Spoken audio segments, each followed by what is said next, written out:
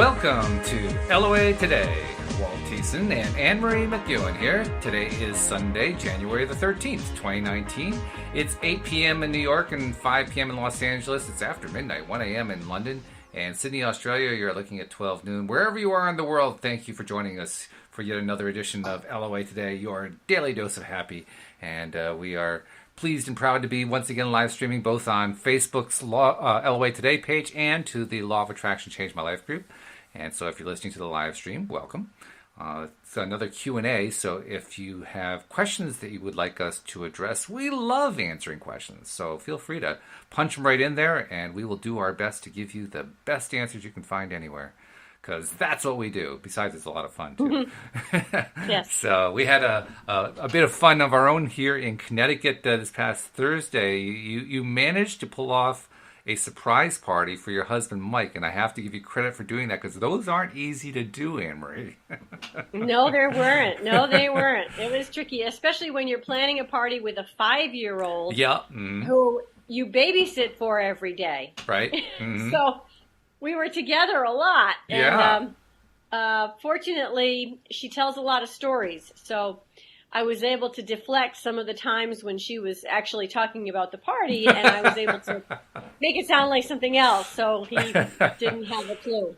Yeah, it was a lot of fun, though. It was evident that he didn't have a clue because it was a surprise party, and when she led him into the darkened room and we all shot surprise, I thought he was going to faint. He was shocked.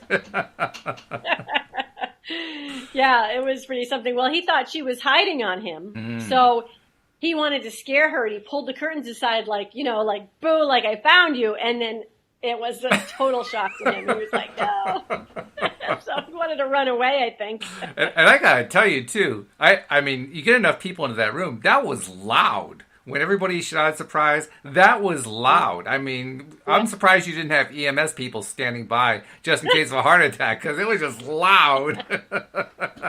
It was a good time. But it was a lot of fun. It was great. And like you told me before the podcast started, we got a chance to talk to your mother. That was great. We didn't get too much of a chance to do much mixing. Louise was doing better, but she wasn't really up to doing a lot of walking around and so forth. So we just kept she looked pretty good. She looked pretty good. Yep. She doesn't quite have the energy she wants yet. We're not quite sure what maybe doing that. It might be all the medications she's on. So that's something we'll bring up next time we have a doctor's appointment to see if we can get that cut down a bit. And meanwhile, she is focusing on looking at happy things that make her laugh, things that make her feel good. She even noticed it just the other day. She was looking at some stuff. She was reading, I think it was a book by Michelle Obama, and it had some sad stuff in it. And she was really emotionally getting teary about it and wondering, what to make of it and so forth. I said, well, I don't know what to make of it, but if you're more emotionally vulnerable, it's a great time to be looking at stuff that feels good, because that's going to come out even more too. So that's what she's doing. Yeah. So good stuff all around. Come to laughter yoga. Well, we are now closer to being able to do that. I'll have to check your calendar to find out when is the next one. The next one is the first Tuesday in February. February, okay. Well, I'm sure we can probably make that one then. So I'll make sure that it goes onto the calendar. Very good. Yes. Very good, yes. And for anyone else who's in Central Connecticut who might be listening in, the events at the Buttonwood Tree are well worth attending. And if you ever want a taste of it, Anne-Marie live streams them on Facebook. So it's a good way to get an idea of what kind of musical acts and other kinds of performers that you have there. And you have some pretty good ones there. I mean, you had somebody there last night that was getting some pretty good reviews from people who were commenting on your posts. So that was good. Yeah, it was a wonderful concert last night. I'm amazed at the performers that come through. They're just so talented. So, it's good. Buttonwood.org for anybody who's interested. And we are in Middletown, Connecticut. Yeah. All right. Thanks, Walt. Yeah, no problem. Got to get a little plug in there. So now we have to tie the rest of the world in because obviously we go around the world. But hello, rest of the world. Again, it's a Q&A. If you have questions, feel free to punch them in. I'm seeing people saying hello and announcing their presence. Thank you, one and all. We're glad that you're here. Lots of people saying that it's cold. Yes, there's a lot of that going around. In fact, I had to speculate, Anne-Marie, because Virginia, once again, is getting snow. Maybe in northern Virginia, maybe as much as a foot of snow. And I'm beginning to wonder, is it possible that Virginia is going to get more snow than Connecticut this year? Wow, I don't think so. I mean, it's certainly possible. Anything's possible, but I would not bet on it. You wouldn't bet on it? Well, they've got quite a head start on us, you know. They already have more snow accumulated. I mean, it's melted away, but they've accumulated more snow than we have this year. And they're about to get a foot more. So, I mean, they have a lead, let's put it that way. Right. Crazy. So, let's see. Do we have any particular topic to talk about tonight? Anything newsworthy? Anything? Well, we've had a lot of good news this week. I don't know if you heard all the stuff that's been going on. Have you listened about to what? People who are listeners and participants on the show who are having great things happening through the law of attraction? Oh, that's good. You haven't heard about them? Cool. Oh, well, I'll give you a quick rundown.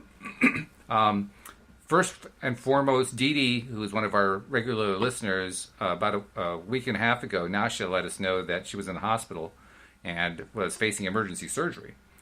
And this was on the day when Cindy Chavez and I do the Neville Goddard, one of the Neville Goddard books.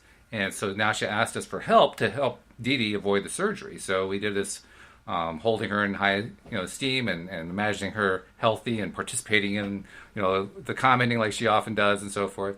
And as it turned out, after we did that, she was scheduled to have surgery within 24 hours of that. She did not have the surgery, and 2 days later she was out of the hospital entirely. So it was a very, very big win for Dee Dee, which was fantastic. That's great. Yeah. That's wonderful. Yeah, that's the kind of thing you like to hear.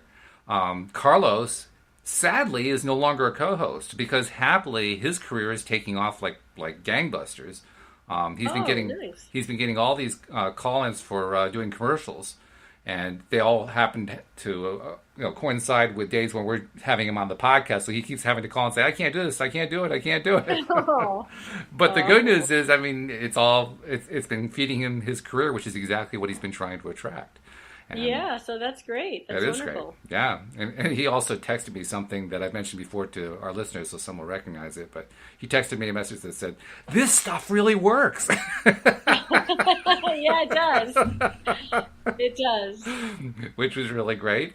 And then the other good piece of news this week is another co-host, Alex King, has a new boyfriend that she's been trying to manifest for quite some time. She's got herself a relationship going. And apparently they're just completely tight at this point after a very short period of time. And the most amazing thing, we often like to talk about stuff where the law of attraction is concerned, where we manifest something that doesn't seem mundane. Because people, I mean, we're all like this. We feel like, well, if it just happened through what seemed like normal channels, well, you can't really say it's the law of attraction. That's what we like to think about it. Actually, it is, but we just pretend that it's not. So we want to know about the ones that feel like there was a magic wand attached. Well, this one felt like there was a magic wand attached. And it's because Alex has Asperger's syndrome. And she's on the autism spectrum. But she doesn't, I mean, when she's looking for a relationship, she doesn't advertise it.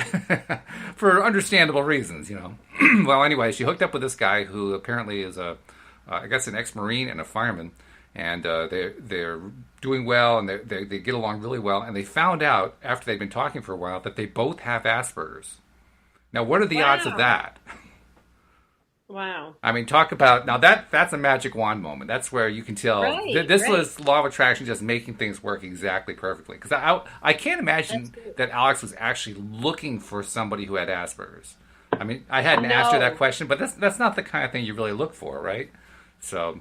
Yeah, but anyway. I wouldn't think so. Although, deep in her heart, she might have been thinking to herself, she wants somebody who can relate to her the full who she is. And the fullness of who she is part of that is Asperger's. That's so maybe in her unspoken desire to have somebody connect with her fully, that's what they get. That's what the universe provided. Yeah. So... 3 good things happening in just the past week, and we love that. That's the kind of thing that makes everybody feel good, because... Absolutely. Sometimes we all need to have that little bit of a boost that says, yeah, this stuff really does work. I mean, right now I don't feel like I'm doing real well, but I see all these good things happening to people. This stuff really does work. That's good. That helps. Yes.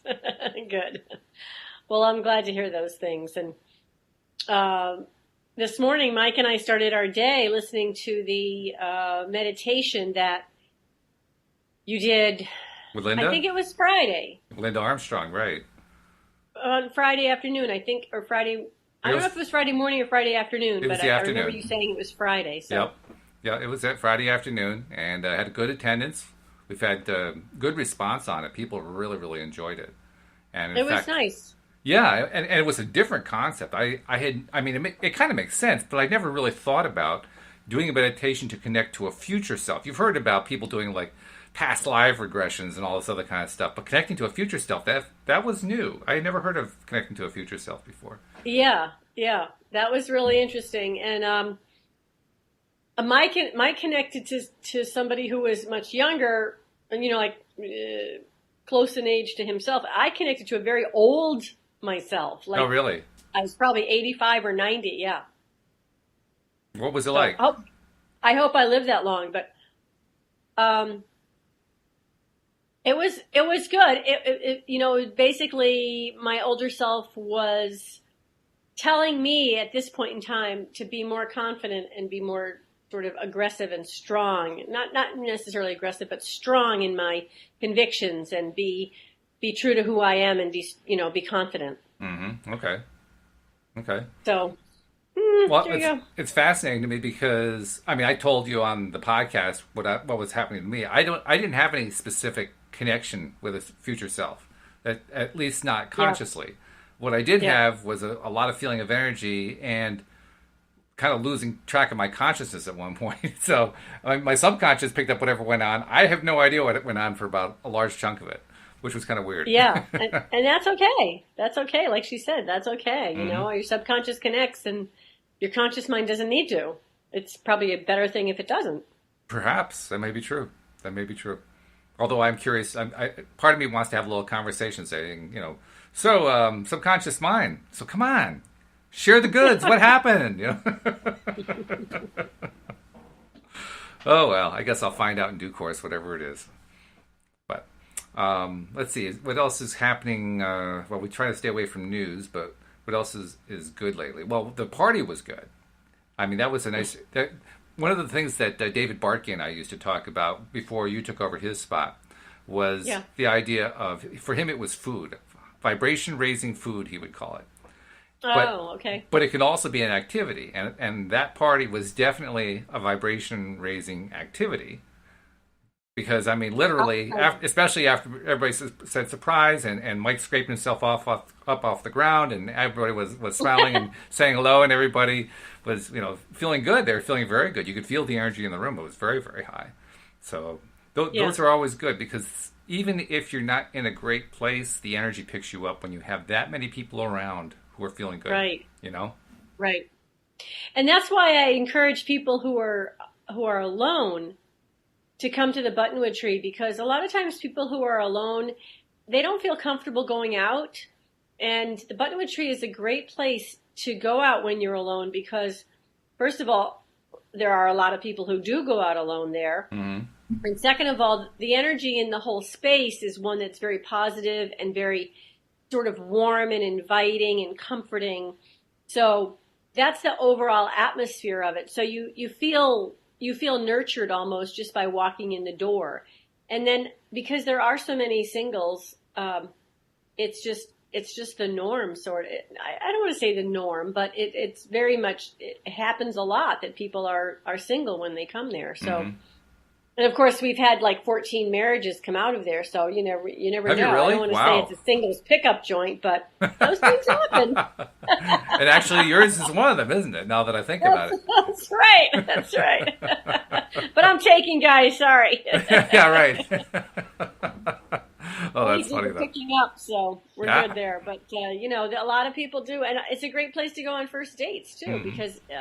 because number one, we're in the middle of the state, so people come from all over the place. We've Right. got lots of restaurants to choose from, so it makes a great night. Go out to a restaurant and then come to the Buttonwood Tree for a show. It's just a no-brainer. You'll have a good time. That's fabulous. Well, I don't see anybody posting any questions yet, so I guess we have to kind of stimulate things a little bit. So I'm going to ask you a question and see if you can come up with an appropriate response for it. Okay? Okay, I'm nervous now. Oh, no. I'll try to keep them real simple. I'm going to actually go with a couple of questions that I saw posted on Facebook today. One person was asking the question, she was saying that she'd been doing meditating and affirmations and so forth for quite some time. I think she cited like a year or two.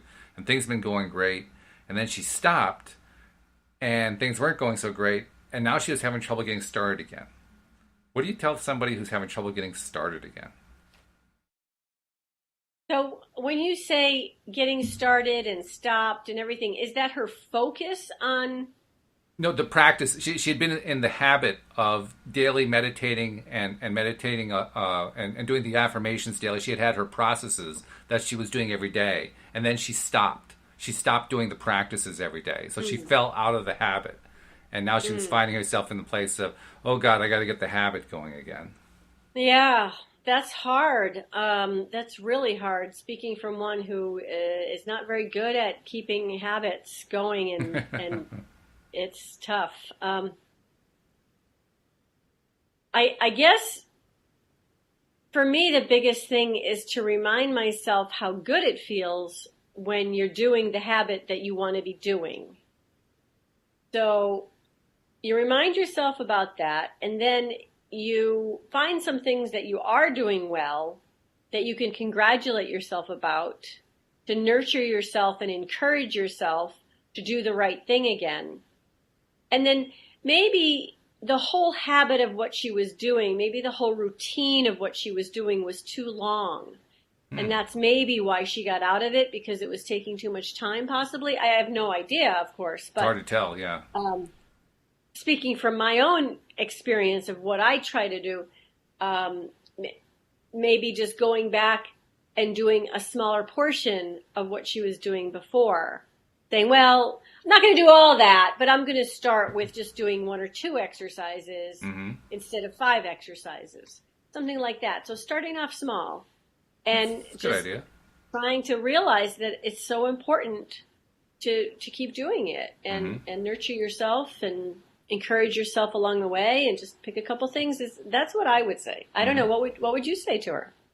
Well, I think it's a good idea, what you suggested. Keep it simple, keep it short. I would also remember that when she was doing it regularly, when she had this habitual set of processes, whatever these processes were that she was doing regularly, it was easy to keep going with them. And the reason it was easy to keep going was because for one reason or another, she was enjoying it. It was fun, or it just made her happy, or there was something about it that made it easy to keep it going. So I'd recommend looking for the fun again. I mean, if the process is like, if you're a meditator, affirmer, and you look at it and you say, meditation just doesn't sound really exciting to me, or affirmations just don't really sound exciting to me. Well, they don't have to. I mean, there are dozens of processes you can do. So, find something else that you can do that's fun, that's enjoyable. I mean, I actually have a list that I keep on the wall. This is something Patty Framer recommended to me. Right. A list of go-to processes that I can do if I'm getting in that place where I just don't feel like doing anything. And as long as I can get just enough energy to go look at that list, pick one, and do one, that is usually enough to get started onto that positive track again. Right. And I don't even have to look at the list anymore. I already know what my best ones are. My best ones involve nature walks, positive music. Those are like my 2 biggies. One of those 2 almost always will work for me. And this time of year, because of the cold, the nature walk isn't always the best option. So sometimes I have to go to option 2. But I can always count on the music, especially these days in the era of smartphones and computers and so forth, where you can play music anywhere. So it's really not all that difficult to develop a playlist, and even if it's a short playlist, it doesn't matter. Just your favorite songs that make you feel good, and just play that list, or play them random or whatever. Do that for, and if you're really down, this is the other thing I found with whatever your thing is. For me, it's playing the music, right? Whatever that thing is that makes you feel good, if you're feeling really down, just do it for a long period of time. If you normally do it for 30 minutes to pick yourself up, or 15 minutes or whatever it is, do it for an hour instead. Do it for 2 hours, Right. Just keep going and going and going until it feels better. Well, it almost always does. That's the thing. The only way that it doesn't, and this is the real hitch, the only time it doesn't work is if you start doing one of these processes that are usually really powerful for you, and then you keep focusing on the stuff that you don't like. Yeah, well, That's going to undermine it. So you have to also make the commitment that, you know what, I'm going to change the thought process. I'm going to use this as a crutch, as a way to help me get there. I mean, this is going to be my method for getting there, but you kind of have to commit to getting there. You have to say, yeah, I'm going to do it. I don't have a whole lot of motivation right now. I don't have a lot of energy. I don't have a lot of this, but I do have this process. So I'm going to follow the process there, and if only for the next 5 minutes, I'm going to block out all that other crap and just say, I'm going to focus on this wonderful process that makes me feel better. And if you do that, then you can get the momentum going. Because that's really what it's all about, is getting that momentum going, right? Right. I mean, until it gets going, you feel like you're getting nowhere. But once you get the momentum going, then everything shifts. Which is a cool thing. And it's a little bit trickier when you're talking about doing a habit every day. To get yourself into that habit of doing something every day versus getting yourself out of a funk that you happen to be in this particular moment. You know, it's kind of almost two different things, really. Or you can probably use the same processes, but it just may not work to create that habit every day. Well, Abraham makes a nice point about that. They make the point that when we wake up, at the moment that we wake up, we are at our best point in the day to give ourselves the best shot of starting the day off the way we want to. Because we've just been through a rest cycle where the whole law of attraction thing kind of, slowed to a crawl for a bit while we slept. And we basically turned off and we allowed ourselves to do a reset. They call it pushing the reset button, right? Well, treat it like pushing the reset button. You just push the reset button. First thing you do in the morning, do a process. And you just have to make yourself say, you know what, I want to do that process because I want to feel good the rest of the day. You have to kind of remember, if I do that, the rest of the day is going to go well. If I don't, the rest of the day is going to go poorly. Which way do I want it to be? You almost have to be that hard on yourself and say, what do I want? Do I want the day to feel good or do I want the day to feel bad? Because I have my choice right there. No, that's the perfect time to make the choice. So that's what I would recommend. Now, Suraj has a question for us. He says, please share your vision board stories. I like to listen to your conversations. Okay. Go for it. So let's see. Do you want to go first or should I?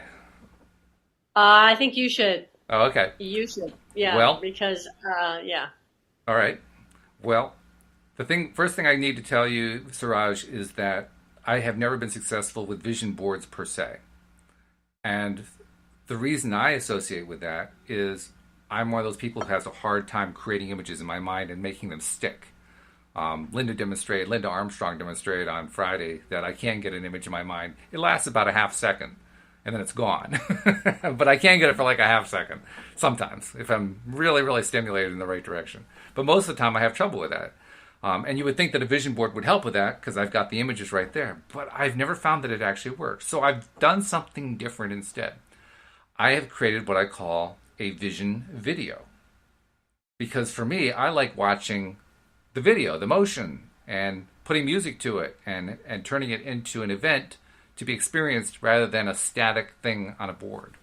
And I don't have any major manifestation stories to tell about it, but what I can tell you is, unlike vision boards, my vision video, I've been able to stick to it a lot more, do it much more consistently. And by do it, I mean go back and play the video and watch the video and get psyched. And as Neville Goddard says, assume the feeling of the wish fulfilled, because I'm actually kind of watching, my wish being played out.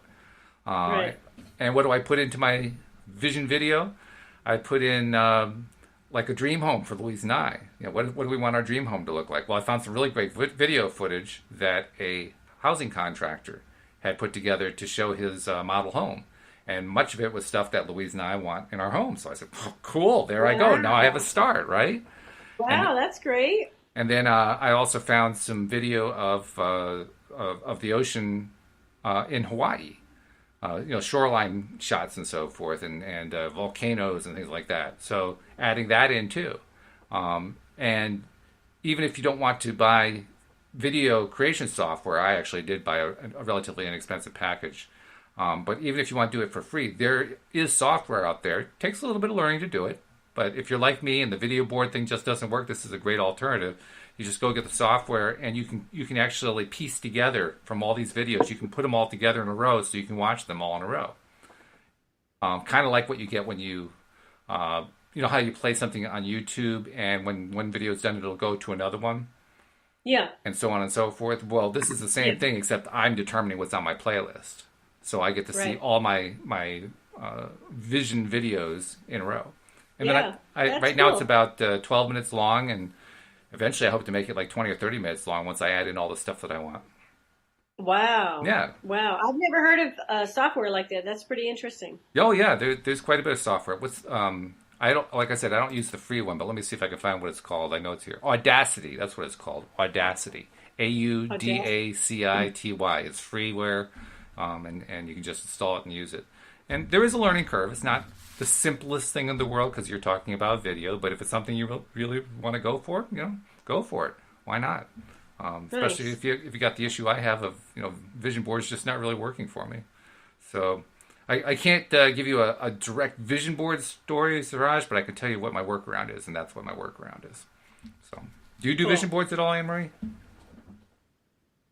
You know, I don't really have a strict vision board. I've created collages of things that sort of represent me, but not a vision board per se. And part of my, I think, reluctance to do it is that I'm afraid that if I put something down on my vision board, it might come out exactly like that.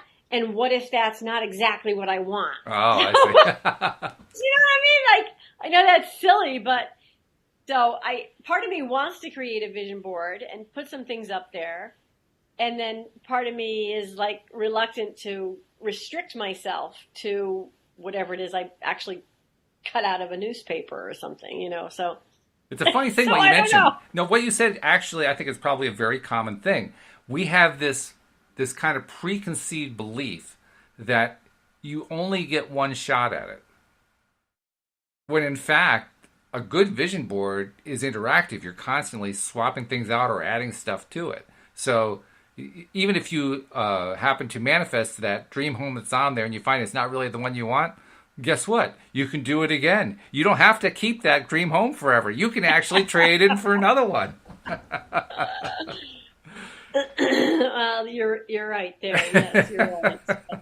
And in fact, by the way, there's also a great way if for somebody who doesn't feel like going out and buying foam core or something like that, and cutting stuff out and getting glue and pasting it all to the board. Pinterest is a great way to do the same thing without having to buy all that stuff. If you get a Pinterest account, you can just go to get your Pinterest account and you can start copying and pasting from various places that you find photos online and start putting together your vision board. That's what Pinterest does. Pinterest is about sharing stuff that you like. Well, it doesn't really matter in this case whether you're sharing it with yourself. So who cares whether anybody else is seeing it? You're just sharing it for you. And the nice thing about Pinterest is that since it is something that you can do pretty easily, you don't have to have a whole lot of skill. Not like using that video software. That takes quite a bit of skill. Pinterest is simple. Anybody can do it. And because it's that simple, you can just constantly be looking for stuff that you like and putting it onto your Pinterest board and making a comment about it. And so you're basically feeding your subconscious mind with all this stuff that you want to attract into your life. And you can amend it too. I mean, like with the house. You put a house up and you say, well, later on, I don't know if I really want that house. And you find another house you want to stay. Well, you put that one on your Pinterest board. And you just keep putting stuff on your Pinterest board regularly, on a regular basis. So Pinterest is a great way to do a vision board. Yeah. The other problem I have with vision boards is I don't really want a whole lot of stuff. More of the things that I want are more emotional or relationship wise. I want a good relationship with my kids. I want a good relationship with my grandkids. I want to be near them and be able to experience them growing up and that kind of thing. Or I want to help people, or I want to see the buttonwood tree grow, or things like that, that are hard to put into pictures. It's not like, oh, I want a new kayak or I want a new bicycle or something like that. You know what I mean? Yeah. Yeah. And actually, vision boards are one way to do it. There are a lot of ways to do those things. But a vision board can be a good way to do that. The tricky part, and it's not tricky, it's actually more of a good exercise to follow, is going to look for an image, usually an image, maybe a video, but usually an image that is representative to you of the thing that you're looking for. So if you're trying to look for a better relationship with, a relative, then you look for an image that is representative of how you want that relationship to look. And you put that on your Pinterest board or on your video board or your vision board or whatever you want. Yeah. You know? Okay. Yeah, that's a good idea. And the nice thing about Pinterest too, with Pinterest they let you put something up and then you can comment on it.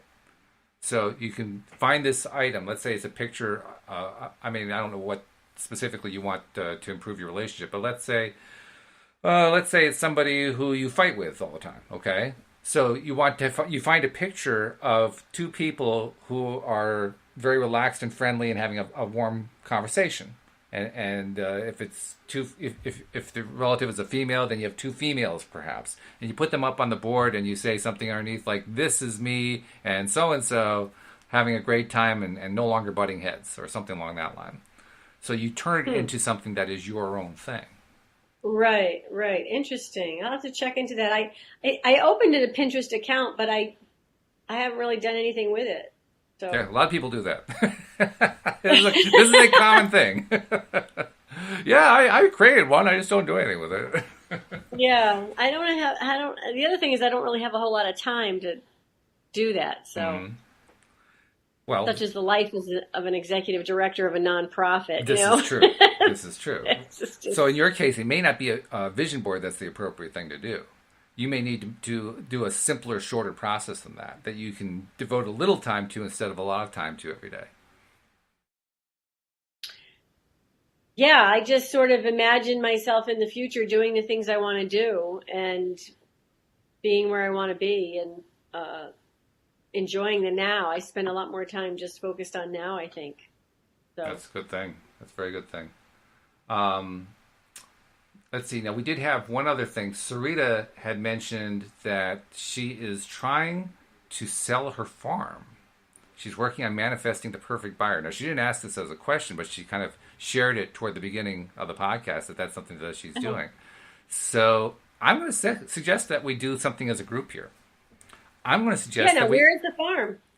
It's in Oklahoma. That's where she lives. I presume it's in Oklahoma. She says she's in Oklahoma. I'm kind of assuming that the farm is there also. Yeah. It seems reasonable, But what I'm going to suggest is let's all imagine right here and now, because we're feeling pretty good right about now. And that's the first rule. The first rule is you have to feel good, right? So we're feeling pretty good. Right. Okay, let's imagine that this perfect buyer comes along for Sarita. And let's take the visualization a step further. Let's imagine Sarita and the buyer and the realtor or realtors at a meeting, and Sarita is hearing the buyer get so excited about the property and actually offering exactly what she's hoping that she's going to get out of it. And in fact, insisting that his realtor fill out the paperwork right now because he wants to make his offer right now. And he's got his check in hand. And he hands the check over to the realtor, and the realtor talks to her realtor and says, "Well, I got an offer for your price." And Sarita's saying, "Yahoo! I just sold the thing. All right." Yeah. All right. That sounds good. I pictured all of that while you were saying that, Walt. So I hope everybody did. And that's a great little vignettes for Sarita, too. I mean, Sarita, you do well every night to imagine that little scene that we just painted before you go to sleep. And try to include, I didn't even get into the sensory details very much. I got into a little bit with the sound of the conversation, but that was about it. But imagine yourself actually standing there. Feel your feet on the ground. Or if you're seated, feel yourself sitting in the chair. And you're in a room, probably a realtor's office, okay? Imagine the realtor's office. Imagine the windows over on the side and the sunlight coming in. Imagine what your realtor looks like. Imagine what his or her voice sounds like. Imagine what the temperature of the room is. Imagine if there's snow outside, whether there's snow outside or if there's no snow outside. Imagine, fill in all the details that you can of what the scene looks like and what it feels like. And are there any scents in the background, any smells? Maybe there's coffee cooking in the background. Especially, taste would be the same thing. Maybe you're drinking coffee while you're interacting with the realtor or with the buyer. So imagine yourself sipping the coffee. Or here's a better one. the buyer makes his offer, you accept the offer, and you're shaking hands with the realtor, and then later on at the closing, you're shaking hands with the buyer. So imagine yourself shaking hands. That's actually a Neville Goddard example. Neville actually made it very limited for somebody who was, I think it was somebody who wanted to have an Arthur Murray franchise, Arthur Murray Dance Studio. I remember that story. He wanted to get a franchise, and what this person visualized is he visualized the regional director for Arthur Murray shaking his hand, congratulating him for being the new owner of the franchise, and he got it. That's right. Yeah, that's right. That was the big story there. So do the same thing. Just turn it into a scene that you can play over and over again. Very simple. Doesn't have to be real long. It should actually be short, but make it as detailed as you can in your mind, and then play that scene for yourself every night. Yeah. You'll have a buyer faster than you can imagine. God bless you. Excuse me. So let's see. Do we have any other questions or comments here? Well, Siraj likes the vision video board. Good. Glad you like that. Fabian says, a caveman can do it. Yay! All right. Right out of the commercial. I like that. Jessica's asking about overcoming illnesses. Yeah, we can actually talk about that. Because that's something that, and also Siraj had a question about it. But that's something that I've had experience with directly, and Louise has just been going through, as you know, specifically, she's been going through overcoming a medical condition. Before I tell my story, do you have a story that you'd want to tell along that line? Something where there was a disease or an illness or something that you overcame or somebody you know overcame? Well, I think the most dramatic story that I know of that personally happened was when my husband got kidney stones, and I looked up in Louise Hay's book what the emotional or mental state related to kidney stones was, and I believe it was holding on to resentments. And he had just come out of a divorce, so he did call upon his grandmother to help. And he focused really hard and spent like 24 hours in bed with just placing his hands above where the pain was, and focused on letting go of resentments. And I can't say that it was a short or an easy thing to do. I think it was really difficult for him to do. I mean, he was in excruciating pain. I think probably 99.9 of the rest of the population in that pain situation probably would have gone to the hospital in an ambulance. Yeah. But it worked, and he wound up breaking up the kidney stones. He passed one and then broke up the other one. Wow. And it was pretty dramatic. Yeah. Kidney stones are excruciatingly painful too, so that's a really major accomplishment to maintain that level of mind consciousness, mind focusedness. That's really, really good. Yeah. What about you? Well, obviously, there's a story of what happened with Louise. I won't try to retell that story here. I will instead point people who want to hear that story again. Go to the December 27th episode of LOA Today. I believe it's entitled Louise's Christmas Miracle. And that was a show I did with Joel Elston. And that we tell the entire story in that. So that's a great one to check out. If you're not sure how to find that episode, that's probably because you're not yet a subscriber. So I'm going to put my commercial note in here and say, why aren't you a subscriber? Become one. It's so simple to do and it's free. Just go to the website, loatoday.net, and you'll find links for clicking through to become a subscriber. And also, most of the places where we post both the live stream and the podcast have links in them for Android users and for Apple, iPhone, iPad users, and so forth. So just pick the right link. It'll walk you right through the process, and then you'll get all the episodes streaming right to your phone. So by all means, become a subscriber and listen to that episode. The other story that I'm thinking of, though, I can tell a lot quicker than that one. That one, I needed the entire show to tell that one because there was a whole lot in it.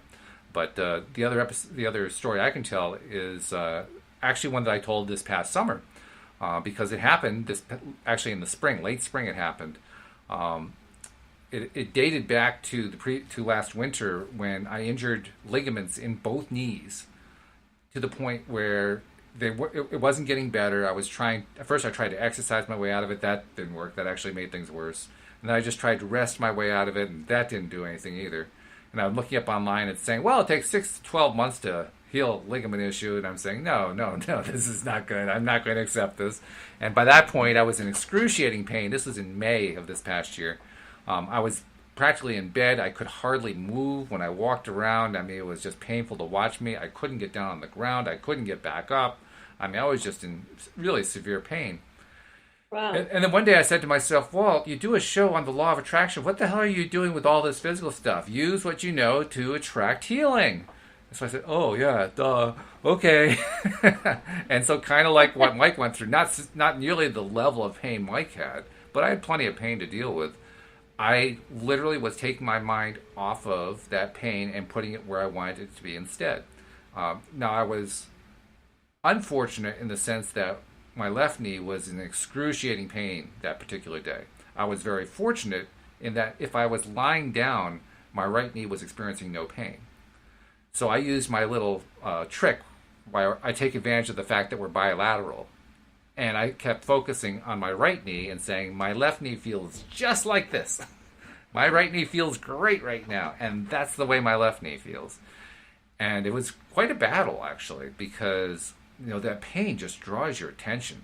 When you've got chronic pain, oh my goodness, it's like it's radar. It just zooms right in on your conscious mind. So you almost have to pull it away and say, no, I'm not going to focus there. I'm going to focus over here instead. And I was able to do it for like a quarter of a second. I said, oh, I did it. And during that quarter of a second, the pain was gone in my left knee. And then it was back. I said, okay, I'm going to try to do it again. And then I managed to do it for a half second. For a half second, the pain was gone. And then for a full second. And I think I got it to like 3 or 4 seconds, like 3, 4, maybe 5 seconds, where there was no pain in the left knee because I was so focused on that right knee. Well, I did that a few times, and by that point I was exhausted, so I stopped for the day. Next day I woke up, and by the way, I was icing the knee all this time, too. So I was trying to bring it down using conventional methods. I was doing both. Next day I woke up, and it felt considerably better. It wasn't completely gone. The pain wasn't gone yet, but it was considerably better. I could get around with some difficulty. I couldn't bend down very much, but I had much more flexibility than I did the day before, and most of the pain, actually all the pain was gone if I just was lying down. If I put any weight on, if I started bending it, then I'd start experiencing pain. So I did it again. I figured, well, it worked pretty good yesterday. Let's see if I can do it some more. So I did it some more. Did it for about 2 or 3 days, and after 2 or 3 days, about 98% of the pain was gone. Wow. That's great. And it shocked the heck out of me, I can tell you that. I didn't expect it to be that easy. And I say easy. It wasn't easy at all. It took everything I had to give it. But relatively speaking, compared to the internet telling me that it would take 6 months to a year to heal this thing, I was pretty happy with those results. Those were good results. Yeah. And then an interesting thing happened. Then I just kind of let it stay there for a bit. I didn't complete the process of healing it to the point where it was 100%. And it stayed that way for a long time. Until Phil and I said, why did I leave it staying that way? that doesn't make any sense. Why did I do that? So I started applying it again. And I can't say that the story is done yet. I'm still working on it. I can tell you that I've gotten to the point now where I can go into a deep squat and get myself back up again without pushing up off the floor. It takes some effort to do it, but I can do it. Most of the time I have no pain at all. The only time I have any pain is if I go into a deep squat and everything is really extended at that point. And so I can feel pain then. So I haven't completely gotten rid of it, but I've mostly gotten rid of it. It's like 99.9% gone. So there's the story. That's good. Good for you. That's the story. And there are lots of stories. People, this is the interesting thing for me. The fact is, Abraham Hicks tells us that every single illness was created in our minds first. Not that we were saying, I'm going to get sick, but rather we focused on a whole bunch of stuff we didn't like, and that is what attracted the sickness.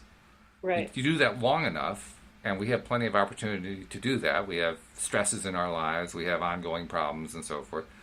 And so the more that we get ourselves into a state about that, the more we tend to attract illnesses. Kind of along the lines of what you were talking about with Louise Hay in her book, talking about symptoms as a metaphor.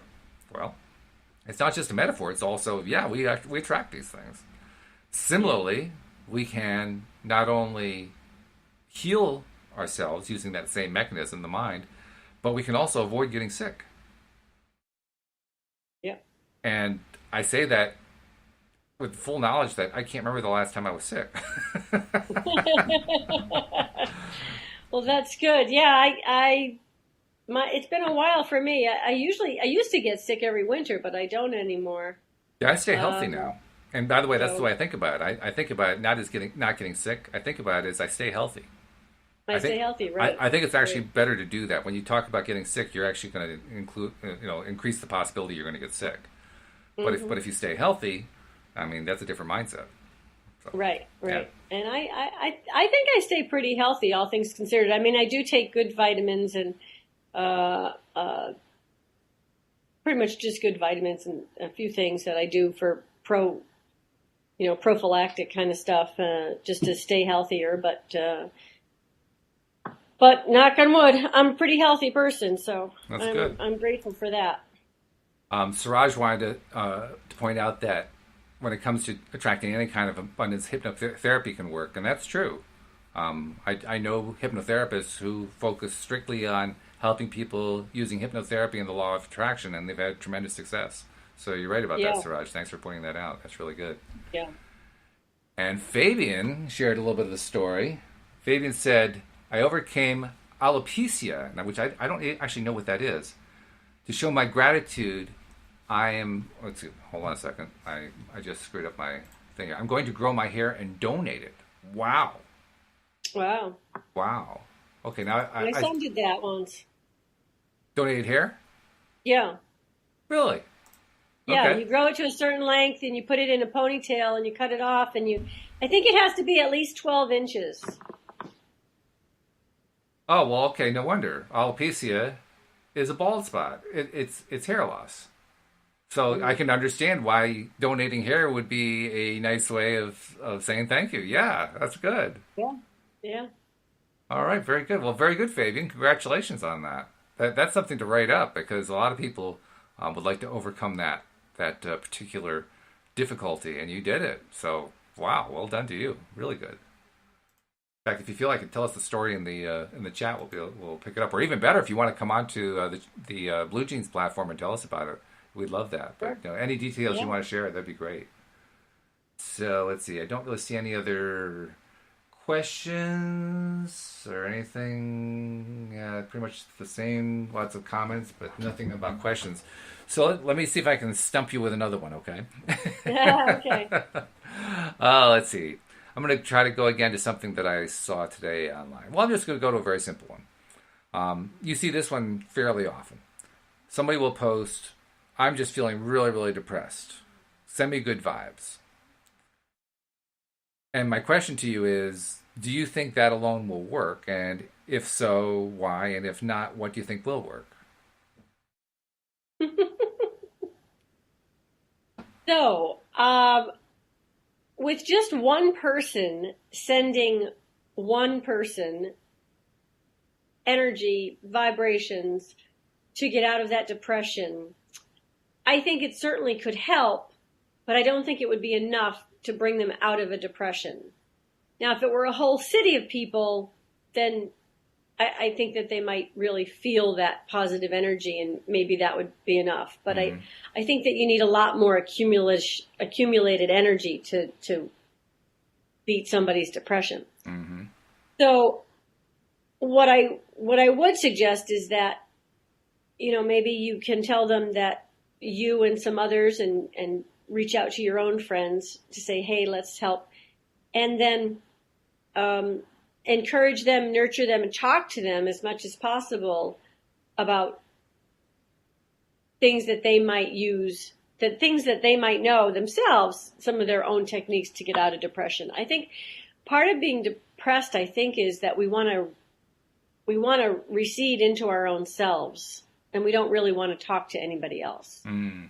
So if you do get out of yourself, get out of your mind a little bit, and you do listen to other people, I think that's a helpful thing to do. Mm-hmm. I don't know. I don't get depressed very often. I think I've only been seriously depressed once in my life. I mean, there's different levels of depression. So I'm talking like serious depression where there was this me person and then there was this other person. And you almost there's almost like the separation of mind. And you go, one of you is feeling really sad and blue. And the other one is like, why are you feeling that way? You have nothing to feel depressed about. Snap out of it, And I had these two different mindsets going on, but I still felt really depressed. And Right. I couldn't get out of it for days. But fortunately, that doesn't happen to me a lot. So I can't really speak from personal experience on how to get out of depression. I have other negative vibrations to get out of. But I think talking to other people is a good way to start getting yourself out of a depressed state if you can manage to do that. Mm-hmm. Yeah, I think there's a lot. Well, there's clinical evidence to suggest that talking cures really do help. So that makes total sense. I would add a couple of ideas. First, on the Abraham Hicks scale of emotional set points, depression is like the lowest vibration. So it's the most uncomfortable, negative, most undesired possible emotional state to be in. And as a result, it's important to remember that like attracts like vibrationally. So even if somebody is sending you positive vibrations, if you insist on staying at that low negative vibration, even in the face of all that positivity coming your way, you won't climb out. You've got to be receptive to it. You've got to be willing to receive it. And what's more, if you do get, let's say you're clinically depressed. Now let's say for whatever reason you're fortunate enough to be in a situation where you have 100 people who are all in the same physical space with you, not even across the world, but in the same physical space with you. And they're all there cheering and getting you excited and so forth and helping you pick yourself up. You get enough people in a room. We experienced that over a few days ago with Mike's surprise party. You get enough people in the room, it just picks the whole energy up. It really does. But here's the thing. Even if you're in that room and you're in a depressed state and they manage to pick you up by having all those people cheering you and getting you feeling good and celebrating life and getting all excited and so forth, if you don't work to maintain that level, you will fall right back down again. Because you can't count on them to always be. Wouldn't it be nice if we all had our own little crowd of 100 people who would follow us around, and whenever we're feeling blue, okay, I need a little cheering up here. Hey, all right, way to go. But that's usually not the case. That would be something.